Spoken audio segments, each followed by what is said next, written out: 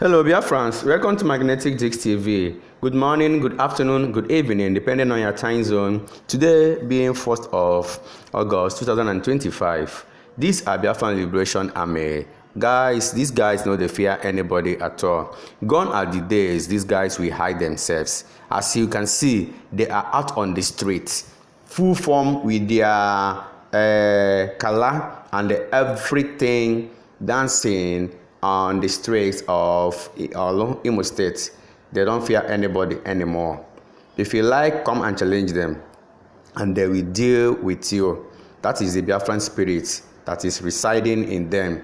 But the main news here in details is Commander Gentle the Yahoo finally came out on a live video debunking the evil message or evil voice notes the DOS, Shina Sanworu, Ikengurago, Caterpillar, and the other default ESN people are reporting to people against him. They are trying to tag Gentle the Yahoo a bad man. They are trying to tag him a terrorist. They are trying to say that he is the one behind killing in Biafran land at Omo Aloma, around Zog, and some other places in Okigwe.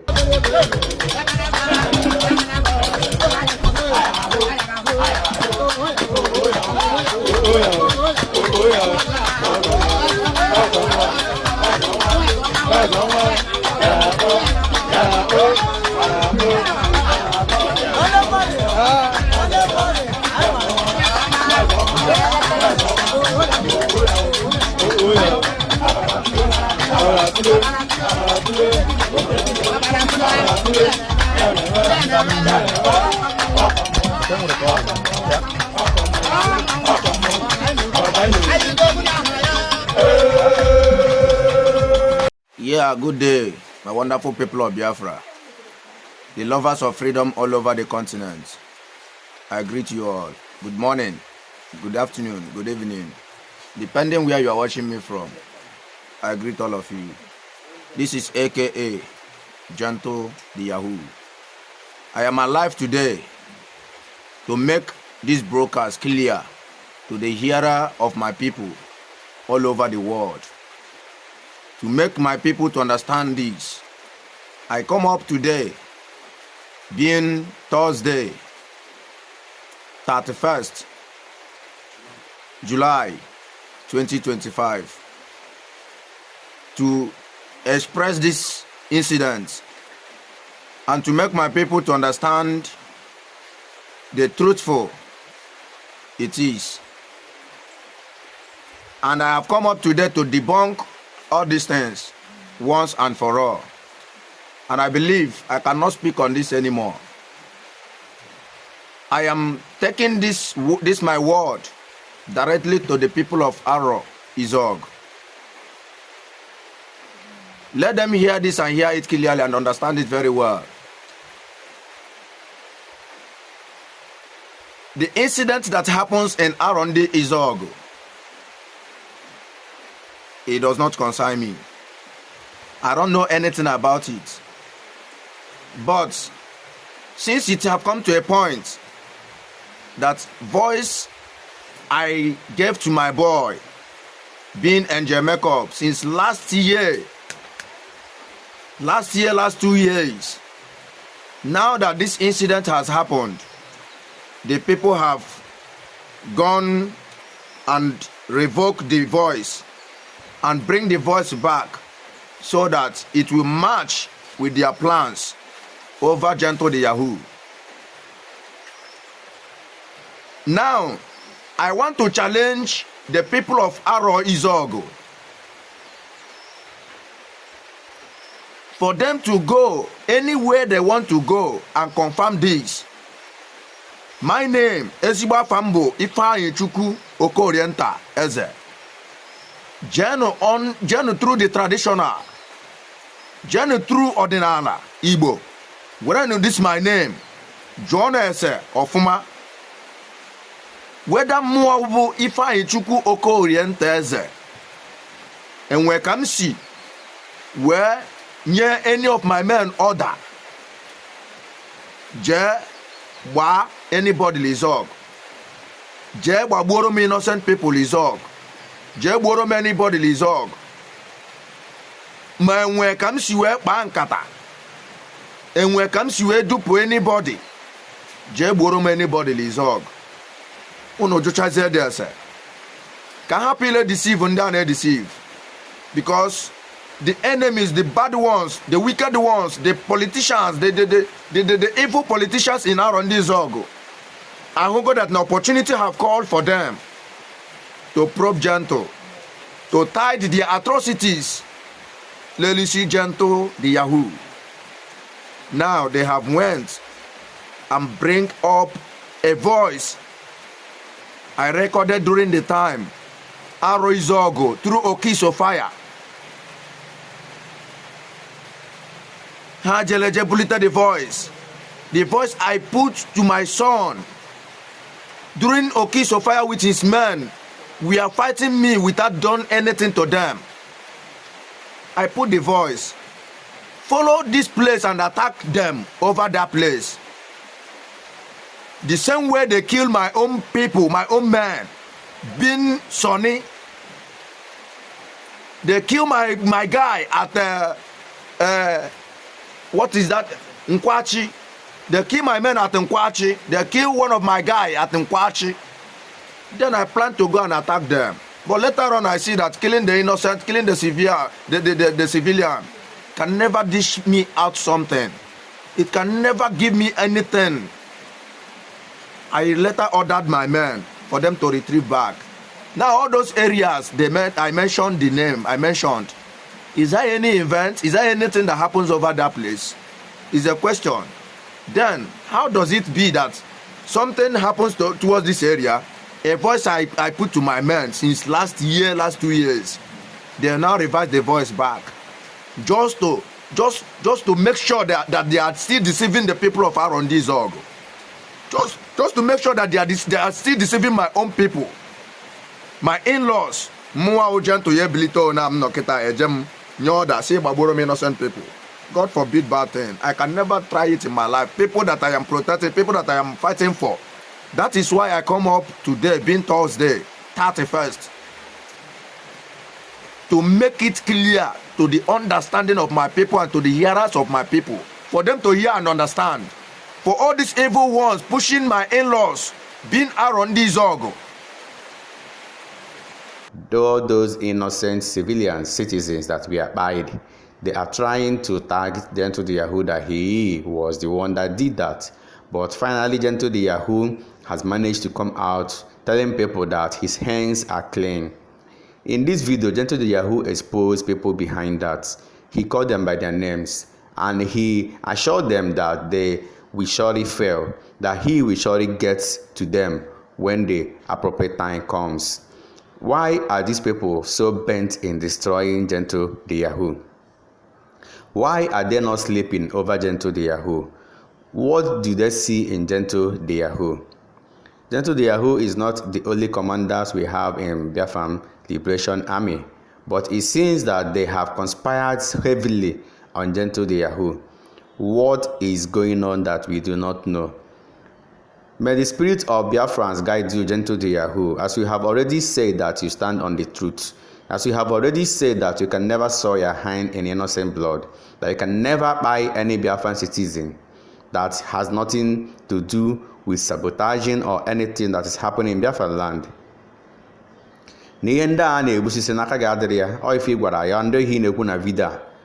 gods of the Biafra land will fight for you. But for those that are killing all those innocent people, for those that are buying all those innocent civilians, innocent Biafrans, remember there is tomorrow. Remember that the God of justice, the God of karma never forgets. Remember that na ajane na abogo muyao. Enough is enough of buying innocent citizens in Biafran land. Enough is enough of kidnapping innocent citizens in Biafran land. Enough is enough of all these evil politicians doing atrocities just because Mazen Nandekalo is still behind bars. Just because Amon Eba is also still behind bars. And so many factors are doing rubbish. For them to understand where these people are going to. Okiso fire, we came back. Okiso fire, I believe around this ogo, you pay unwere agbara. Okiso fire deny ya this thing. But on Okiso fire jela agbara. Okiso fire swear lawyer dendo. Unamarat na hinilem na agunu woku ashe.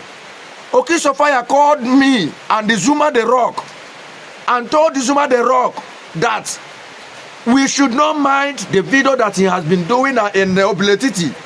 That he wants to use this video to collect money from Arondi Zog. Which all these things are politically. Nkemua ujentola no gelahola politics. Anything in Gurageba, Jebaya Nafa, Jedress anywhere. Jebaya Nafa, Jedress anywhere. Okiso Fire told us that we are together without knowing that Okiso Fire is there deceiving the people of Arondi Zog. Without knowing that Okiso Fire is there collecting money from Arondi Zog. Without knowing that Okiso Fire is there fighting against his own people. Okiso Fire, you said that I am a small boy. I have gotten all the things that you have said. Okiso Fire, you are my boy. You are my boy. Okiso Fire, bullet mbo kineje buterai. But obagoju manya, mana bear it in mind that Nigerian government, all these politicians that are using you, tomorrow they must dump you.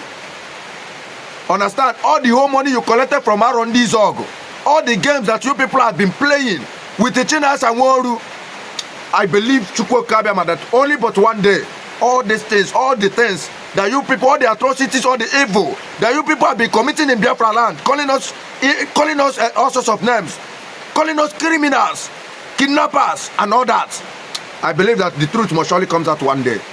It's a very painful something that innocent people were massacred at Arondi Zog unnecessarily.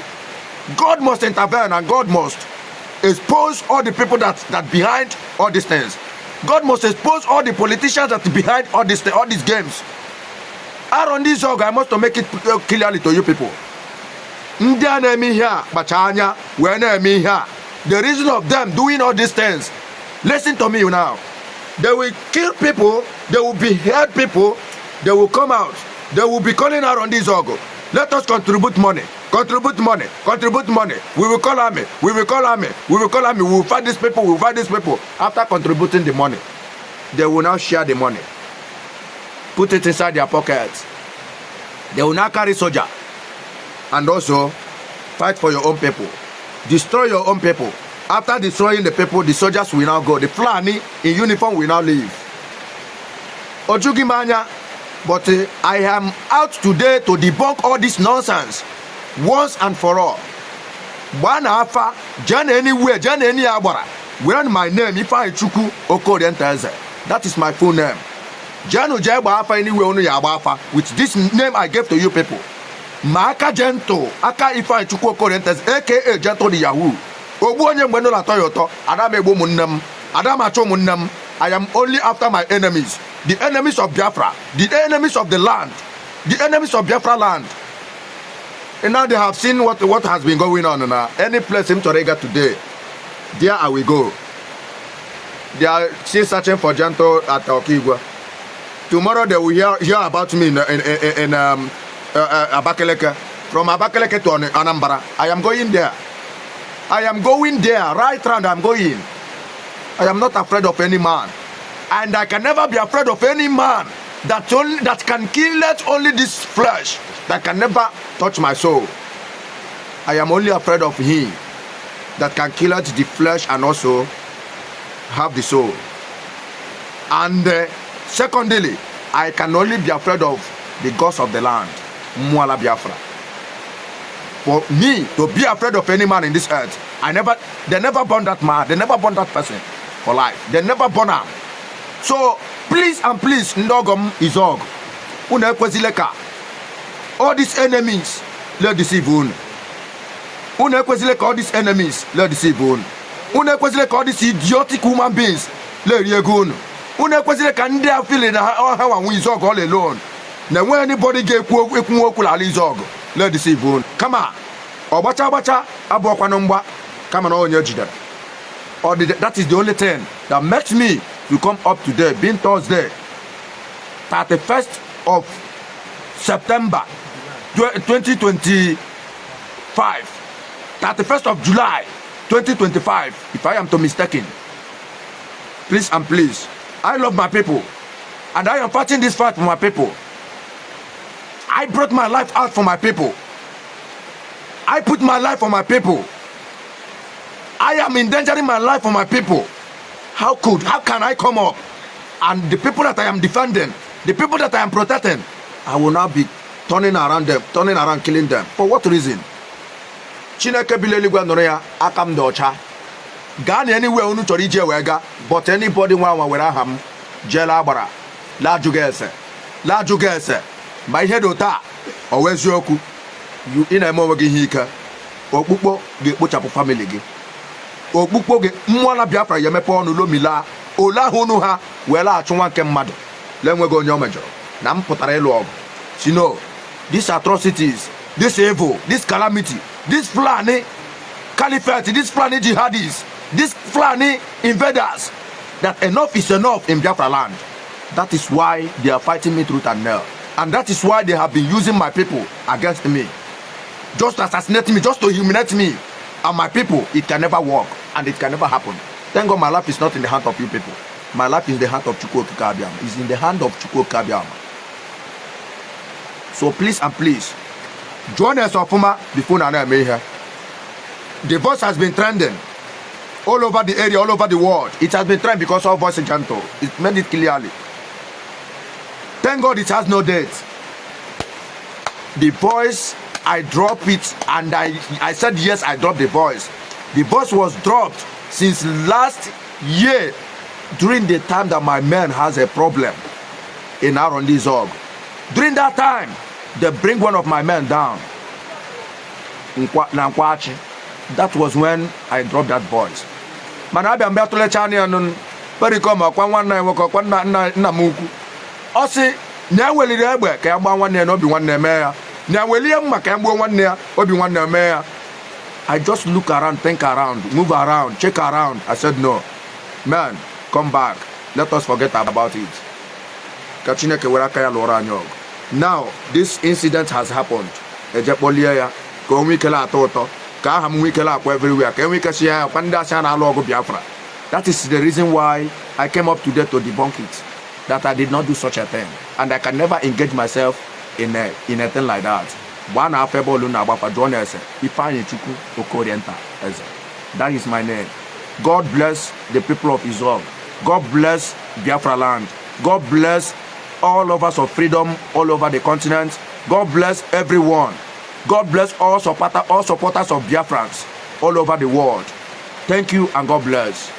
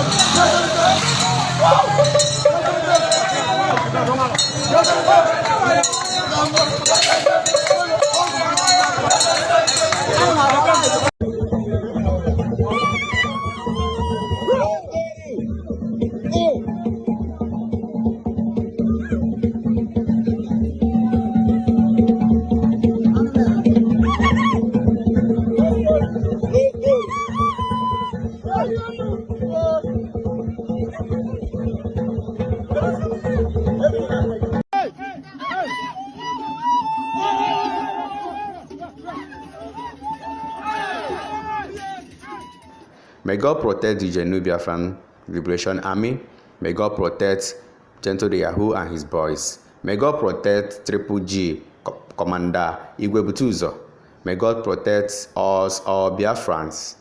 Yes, sir. Biafrans, you can see that the Biafran culture remains one of the best in this world. In this universe, the Biafra culture is the best. A culture of purity and the truth. Well, let us not go deep into all those ones at the moment. Thank you, Biafrans, for watching this video. Remember to subscribe to us, Magnetic Dix TV, for we remain the best. Let us interact in our comment section. What is the way out in all these allegations that's been leveled against Gentle the Yahoo? Let us interact in our comment section. We all love you. Bye.